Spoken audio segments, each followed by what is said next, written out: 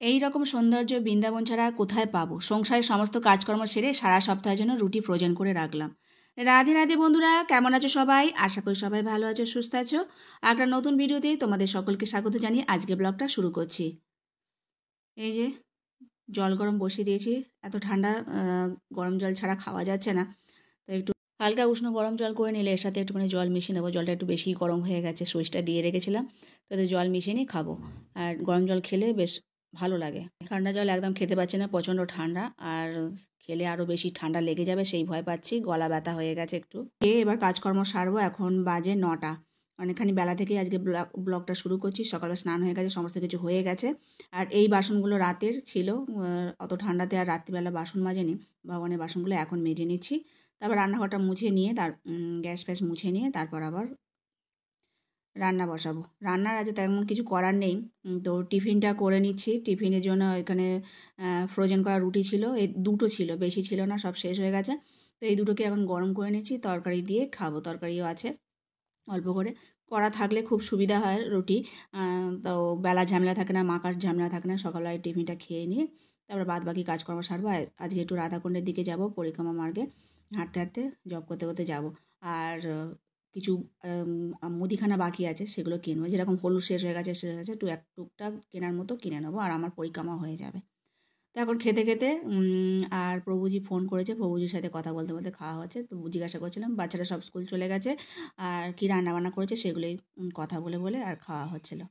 ও অফিসে যাবে, কাজ গুছিয়ে নিচ্ছে, আমিও দুটো রুটি খেয়ে তারপর বেরিয়ে পড়বো। সকালবেলাটা খুব ঠান্ডা, এত ঠান্ডা দুটো করে সোয়েটার পরতে হচ্ছে। আর সোয়েটার পরে আর টুপি পরে আমি একবার রেডি হয়ে গেছি। কাজকর্ম সারবো, সেরে তারপর বেরোবো। পরে আবার রান্না বান্না করবো। আর আজকে অন্য কিছু করবো না, কেননা এত ঠান্ডা, তো ঠান্ডাতে আর অন্য খেয়ে ইচ্ছা করে না। আর রুটিগুলো দেখেছো তো, খুব নরম হয়েছে, এক হাতে ছিঁড়ে যাচ্ছে। দেখে মনে হচ্ছে যেন শক্ত কাঠ হবে, কিন্তু না। ফ্রোজেন করা রুটিগুলো যখনই শিখে নেবো তখনই বেশ নরম হয়। আর রুটিগুলো এমনই, আমার তো চাটুটা তো সিলিবারে একটুতে গরম হয়ে যায়। যদি লোহার চাটুতে বা তাওয়াতে করা যায় তাহলে খুব সুবিধা, খুব সুন্দরভাবে ফোলে। আমার সিলিবারে চাটু বলে একটুখানি রুটিটা আটকে যায়। পাতলা চাটু তাড়াতাড়ি গরম হয়ে যায়, আর তাই জন্য এরকম হয়। কিন্তু রুটি একবার ফুলকো ফুলকো হবে যদি লোহার চাটুতে করা যায়। তো এখানে যা বাসন নিয়েছি সেই বাসনেই করছি।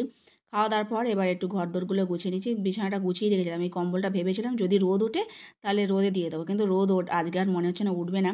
কেন, কুয়াশা নেই, ঠান্ডা আছে, রোদ মেঘলা মতো হয়ে আছে। জানি না, যদি ওঠে তখন দেবো। ঠান্ডাতে মানে লেপটা যদি বা কম্বলটা যদি রোদে দেওয়া থাকে বেশ ভালো লাগে, নইলে একবার স্যাঁতস্যাঁত করে, ঘুমাতে ইচ্ছা করে না। আর এই বিছানার কম্বল যদি স্যাঁতস্যাঁত করে কি লেপ স্যাঁতস্যাঁত করে না, তখনই খুব কষ্ট হয় ঘুমাতে। রাধে রাধে বন্ধুরা, এই যে পরিক্রমা মার্গ এখন বেরিয়েছি, রাধাকুণ্ডের দিকে যাচ্ছি। আজকে কিন্তু কুয়াশা নেই, কিন্তু ঠান্ডাটা আছে, খুব ঠান্ডা, হাওয়াও দিচ্ছে।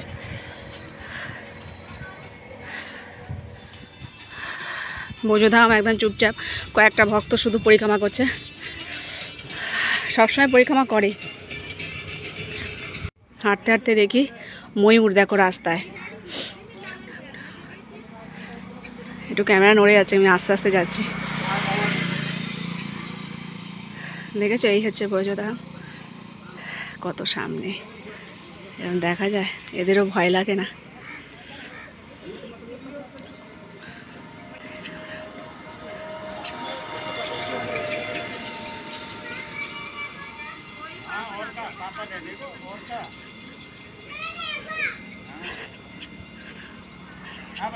বেশি ডিস্টার্ব করবো না, ও খেতে চলে যাচ্ছে, ভয় পাচ্ছে, ভাবছে আমি কিছু করবো, চলে যাই। তো এই হচ্ছে বোঝোধাম। ব্রজবাসীরা ছোটো ছোটো দানা দেয়, সেগুলো ঠুকে ঠুকে খায়, খুব ভালো লাগে দেখে। কাছ থেকে কাছে ময়ূর দেখা যায়। এরকম সৌন্দর্য বৃন্দাবন ছাড়া আর কোথায় দেখা যাবে? এটাই হচ্ছে ভগবানের লীলাক্ষেত্র, ব্রজধাম। তো এটা আবার অনেকক্ষণ পর জল গরম করে নিয়েছি, ফুটিয়ে নিয়েছি, আটা সেদ্ধ করে নিয়েছি। এরমভাবে আটা মেখে আর রুটি এক সপ্তাহের জন্য ভাবছি ফ্রোজেন করে রাখবো। ফ্রোজেন করে রাখলে আর এই রান্নাবান্না করতে খুব সুবিধা হয়, নইলে এই ঠান্ডাতে বারবার আটা মাখা রুটি করা খুব অসুবিধা হয়। একার জন্য বারবার করতে ইচ্ছা করে না, সেই জন্য ভাবলাম একটু বেশি করে রাখি।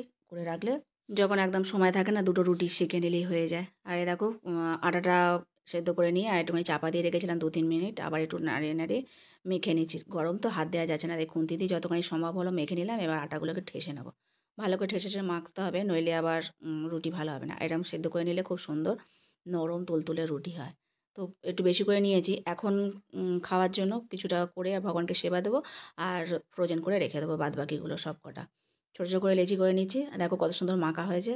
তো এই রুটি সেদ্ধ মানে গরম জল ফুটিয়ে নিলে না খুব সুন্দর রুটি হয়। তো সব কটা আগে বেলে নেবো, যে কটা রুটি আগে ফ্রোজেন করবো সেগুলোকে সব কটা বেলে নিচ্ছি, আর বাদ বাকি সেঁকে নেবো, যেটা এখন খাওয়ার জন্য ভগবানকে সেবা দিয়ে। তো ফুলকপি আলুর ডালনা করেছি বড়ি দিয়ে, কড়াইশুঁটি দিয়ে, তো সেই দিয়ে আর রুটি দিয়ে ভগবানকে সেবা দেবো। তো রুটি কটা আগে বেলে নিয়ে তারপর এক এক করে সেঁকবো। সব কিছু তোমাদের দেখিয়ে দিচ্ছি, এরমভাবে রেখে দিলে খুব সুবিধা হয়, ঘরেতে যখন তখন করে বাচ্চাদেরও দেওয়া যায় আর এও দেওয়া যায়। আর এখানে আমি একা, আর কী হবে করে রাখলে, আর ঠান্ডার মধ্যে বারবার আটা মাখা রুটি করা, অল্প একটুখানি করতে গেলে না অল্প আটা মাখা হয় না, তো বেশিই হয়ে যায়। তো এরম করে রেখে দিলে আমার পক্ষে ভালো। তো দেখো একটা করে রুটি দিচ্ছি, এপিড ওপিড করে হালকা করে শিখিয়ে নিয়ে আর রেখে দিচ্ছি। তো রুটি কটাকে সব কটা ঠান্ডা করব, যে কটা ফ্রোজেন করে রাখবো। আর এরকম গরম গরম করে রাখলে হবে না, ভালো করে ঠান্ডা করে নিয়ে তারপর ভালো করে একটা পাত্রে গুছিয়ে রেখে দিতে হবে।